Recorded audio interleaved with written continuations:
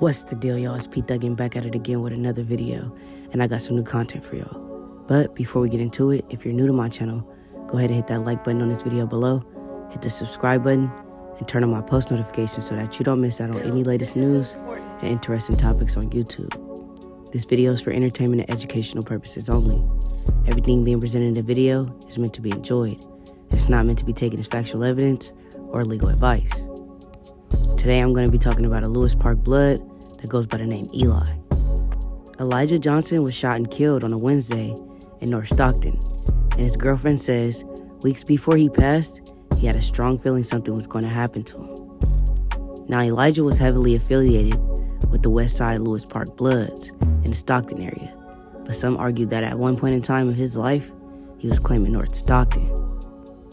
Even though Elijah was a victim of gun violence, he played a crucial role in the street life and knew that there ultimately was a target on his back based off these facts.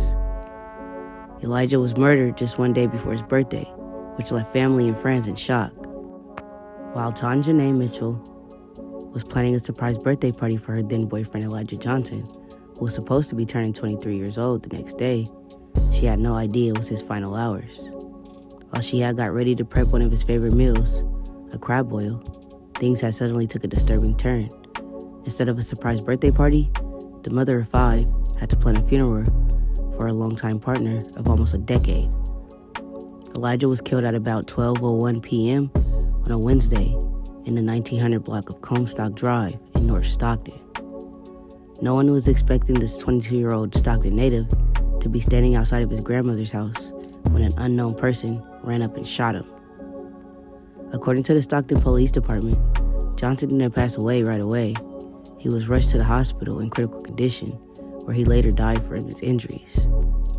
Detectives immediately ruled this shooting as a homicide, being the 23rd murder in the Stockton area in 2019. Mitchell, then 25, met Johnson when the two were kids. She was 16, he was 14. Even though he was younger than her, she instantly fell for his big personality. She stated in the following: he was funny, he was loving, caring, and he had a great sense of humor. During their almost 10-year relationship, they were able to reproduce 5 children together: Elijah, Alea, and Miracle, 6, 5, and 3 years old. And on May 17th, they welcomed twins, Kayla and Caden, who were born 3 months early and were in a neonatal intensive care unit. Elijah was initially scared about having twins, but he was more excited than anything. His kids kept him going every day, and his granny too. Even at a very young age, Mitchell had to tell her children and explain to them that their father was killed. Her son Elijah was lost and just kept saying he wanted his dad. On Facebook, Mitchell shared a heart-rendering 14-second video of one of her little girls, took of herself crying and softly saying, "He got shot." Johnson, who was raised by his grandmother, Diana Johnson, and his step-grandfather, Ronald Williams, he was at his grandmother's Comstock Drive home on Wednesday because he had planned to meet with his probation officer right before being shot. His longtime girlfriend, Mitchell, had gotten him an Uber or a Lyft ride back to the home 10 minutes away, but she realized something was wrong when she tried calling Johnson multiple times, and there was no answer. That's when she immediately called Elijah's grandmother and received the worst news of her life. His grandmother found him shot right outside of the home and began screaming that he was shot. Being in the street life repping Lewis Park Bloods, Elijah had a strong feeling something was going to happen to him. He was having a hard time sleeping and was super stressed, but gave no explanation. For the previous 2 weeks, he was going around apologizing to as many people as he could, even made attempts to fix his wrongs. He was trying to change. He was just stressed out and didn't know which way to go. He needed to get out of Stockton. He just wanted to leave Stockton as a whole, but never gave reason why. On an early Wednesday morning, Johnson told Mitchell he had sent her a text while she was sleeping, and he wanted her to read it. He wrote to her saying there were things bothering him in his life, and he needed to get away and get his life together. Elijah said he didn't want someone to take him away from his family and his kids, but Elijah had already had a strong feeling death was over him. Less than 4 hours after he sent those text messages, Elijah was killed. The case had went cold for almost 6 years, with no leads other than the shooter, who was a Hispanic male in his 20s, wearing a white t-shirt and black pants. Investigators said that there was no motive, and it was very unclear at the time what caused the death of Johnson. But later on, it was believed that Johnson was targeted. His longtime girlfriend Mitchell left a short statement with her voice breaking and said he always told her that something like this may happen, and he wanted her to go to school, become something, and continue to care for their kids. I just feel sad and hurt. The only comfort she finds in the whole situation is the fact that Johnson had made peace with everyone. Stockton police have now identified and arrested a potential suspect in the case that goes by the name of Ray Nico Flores, aka BKANDZ. BKANDZ is associated with the South Stockton gang Flyboys/Muddy Boys, and he just made his way through the door as a breakout artist, signing to Capitol Records. Now in this popularity, there becomes problems. BKANDZ has caught himself in the middle of a Fed operation named the Boogeyman. Now everyone thinks the operation was for BKANDZ, but in all reality, they were referring to popular Stockton rapper EBK J-Bo, who is now incarcerated in a state prison, and his gang of people that goes by EBK.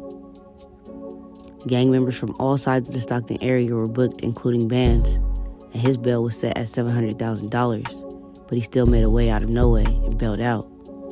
He stayed out of the way for the most part, focusing on his craft since being released, dropping non-stop music videos, working on albums, and doing everything he was supposed to do to stay out of trouble. BKANDZ had no knowledge that the clock was ticking and his time was running out.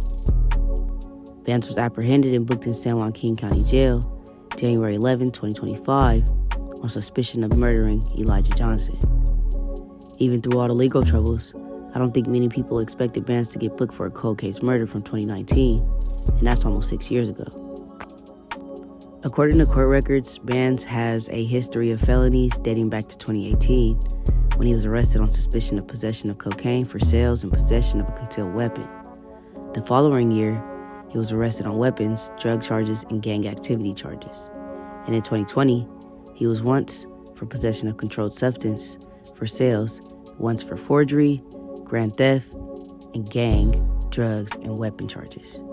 BKANDZ was arrested on suspicion of vandalism, obstruction, and gang, drug, and weapon charges in 2021, and on suspicion of possession of controlled substance and driving without a license in 2022. The same year, he was arrested on suspicion of conspiracy, gang, and weapon charges. Last year, he was arrested twice for possession of a machine gun, an assault weapon, along with gang weapon charges. And now, he's booked for murder while fighting all of those other cases that are pending. Let's hope that BKANDZ is able to pull out a miracle and come back stronger than he was before. But as of right now, I don't think BKANDZ is looking forward to a music career and more focused on legal battles. Hopefully he can stack up enough videos, and he already has enough videos stacked up to last him until he comes home. I know nobody was expecting BKANDZ to be what he raps about, but you know, some people say BKANDZ may have rapped a little bit too much, and it's the cause of him getting booked today. I don't think I ever heard BKANDZ rap about any murders in specifics or said he caught any specific murder, but this situation is serious, and he is now fighting for his life.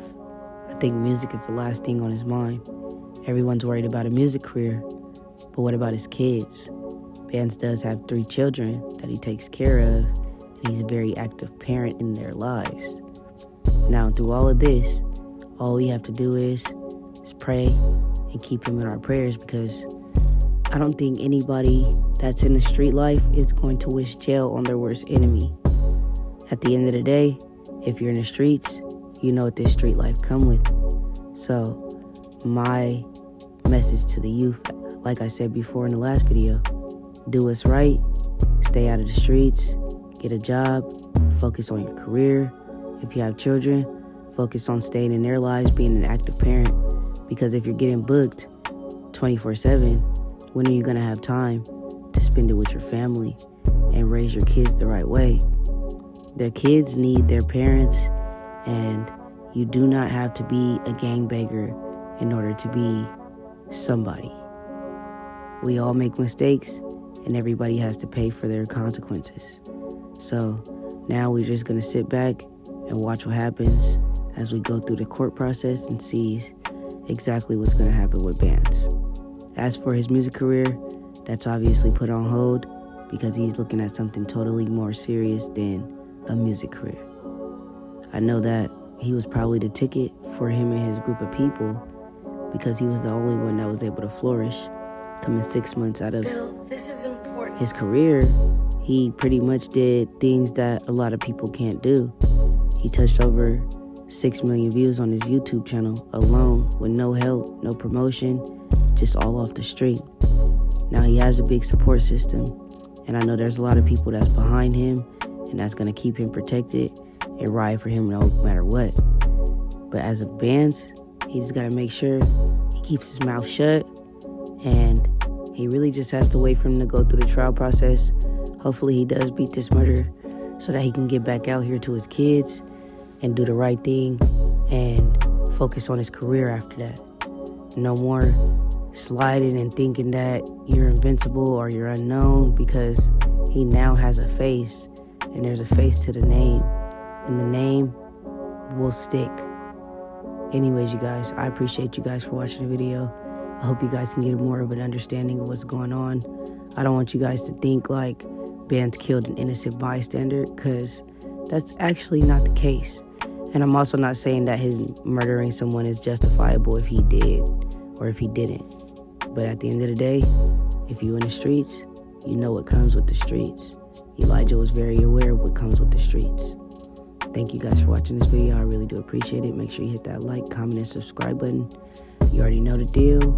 I'm out.